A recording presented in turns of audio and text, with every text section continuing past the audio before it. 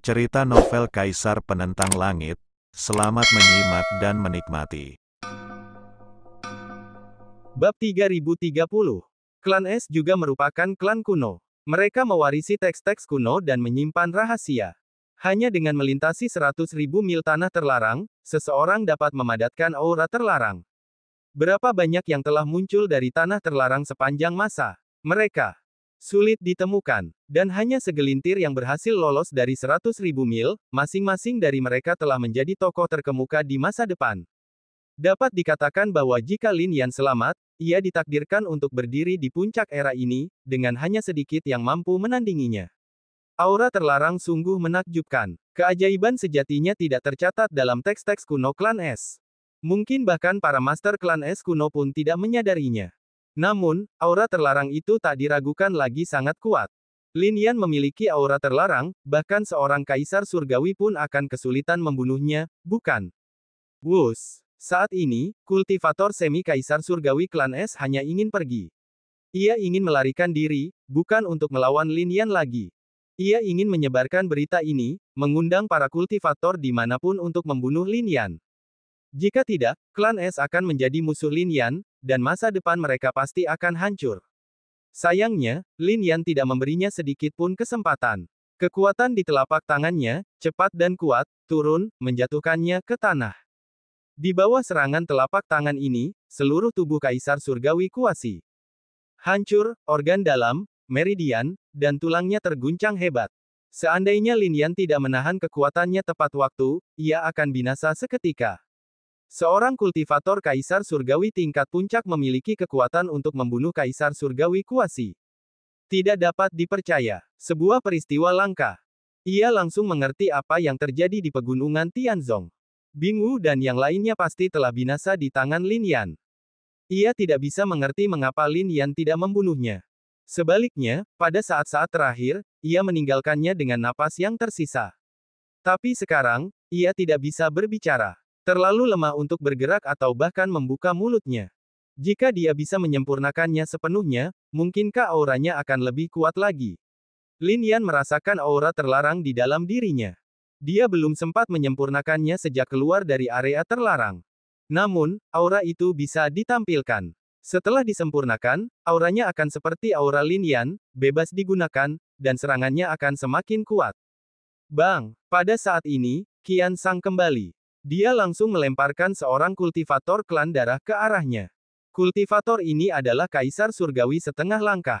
Menurut Lin Yan, dia tidak membunuhnya, tetapi hanya menekannya. Petik 2. Ayo kembali ke Tianzong, kata Lin Yan. Qian Sang mengangguk, dan segera menuju Tianzong bersama Lin Yan. Pada saat ini, di dunia luar, suasana menjadi semakin tegang, dan pertempuran besar akan segera terjadi. Suara genderang perang bergemuruh. Musik perang bergema di udara, menggema bersamanya. Hari ini, klan darah maju, bertekad untuk menghancurkan Tianzong dan membantai umat manusia. Pada saat ini, Suenan, seorang anggota klan darah, berbicara dengan lantang. Klan darah tidak lagi menyembunyikan tujuan mereka. Dengan seluruh klan yang bertarung, tidak perlu penjelasan. Semua orang mengerti. Korbankan bendera. Setelah Suenan selesai berbicara, sebuah kuali berwarna darah muncul, dan di dalamnya, sebuah bendera ditaruh. Pengorbanan bendera. Klan Es juga angkat bicara. Tidak seperti yang lain, klan Es menempatkan bendera di dalam pot keriting raksasa. Wus! Di bawah tatapan semua kultivator, baik klan darah maupun entah klan Es atau klan Es, mereka semua datang ke sini, menekan seorang manusia suci surgawi. Manusia suci surgawi telah mencapai pantai seberang. Dia makhluk yang luar biasa. Namun, sekarang, di hadapan kerumunan, dia ditekan dan dipenggal. His! Darah menyembur, mendarat di kuali dan panci es, menodai bendera merah tua. Aku benci ini. Sialan. Tanda seru. Di dalam pegunungan Tianzong, seorang manusia yang kuat berbicara. Ini adalah penghinaan besar bagi ras manusia. Mengorbankan seorang manusia suci surgawi untuk bendera itu di luar dugaan semua kultivator. Di atas banyak puncak yang jauh, para kultivator dari klan jiwa, klan mayat, klan tulang, klan peri, klan binatang buas, dan klan iblis memusatkan perhatian mereka. Klan darah dan klan es jelas telah merencanakan ini. Jika tidak, menangkap manusia suci surgawi itu mustahil. His! Di atas langit, sebuah fenomena aneh berkelebat, dan dua bintang jatuh. Inilah kehancuran sang suci surgawi.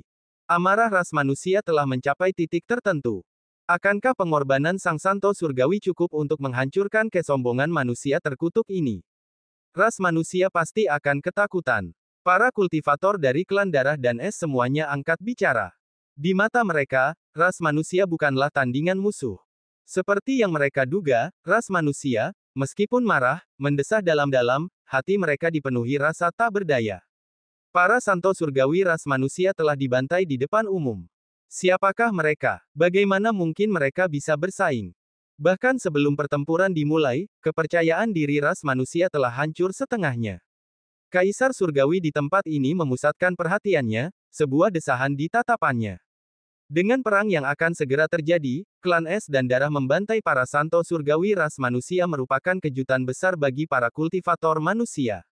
Ini bukan hanya eksekusi para santo surgawi, ini adalah kehancuran total hati para kultivator manusia. Haha, bahkan dari kejauhan, kultivator seperti Suenan menyadari perubahan ekspresi ras manusia dan tertawa terbahak-bahak. Suara itu bergema ribuan mil jauhnya, memancarkan ketidakberdayaan yang semakin dalam. Hati umat manusia hancur, kemenangan sudah pasti. Di dalam klan darah dan es, semua orang dipenuhi keyakinan. Bas. Pada saat ini, Miao Han sekali lagi memainkan gelombang suara, dan suaranya beriak keluar, menyelimuti pegunungan Tianzong sejauh 1000 mil, mencapai telinga setiap kultivator manusia. Meskipun membangkitkan semangat juang banyak orang, rasa lesu tetap terasa. Bahkan Kaisar Langit Manusia sedikit mengernyit. Pertempuran ini kemungkinan akan sangat sulit. Sekalipun mereka bisa melawan, umat manusia akan menderita banyak korban. Klan es dan klan darah benar-benar pantas dikutuk, karena menggunakan taktik seperti itu. Sulit. Prajurit manusia itu menggelengkan kepalanya. Tapi itu belum pasti. Namun Biksu Tua Ling Dao dan yang lainnya tetap fokus. Ini mengejutkan Kaisar Langit. Satu orang belum muncul, kata biksu tua itu. Satu orang belum muncul. Mengingat situasi saat ini, hanya kemunculan reinkarnasi setengah langkah yang dapat mengubah situasi. Tapi, apakah ada reinkarnasi setengah langkah manusia di dalam wilayah kekaisaran? Semua orang saling bertukar pandang, masing-masing dengan senyum masam. Selain makhluk sekuat itu, tidak ada orang lain yang bisa mengubah situasi. Para praktisi klan es dan klan darah juga mengetahuinya. Karena itu, Suenan bahkan berkata, Tianzong akan dihancurkan oleh kita. Tianzong akan dihancurkan. Di klan darah, para praktisi yang tak terhitung jumlahnya berbicara, suara mereka sangat seragam, bagaikan guntur dari dataran, memekakkan telinga. Di klan es, ada juga suara-suara seperti itu. Di bawah momentum sekuat itu, kepercayaan umat manusia semakin hilang. Kali ini, umat manusia benar-benar berada dalam krisis.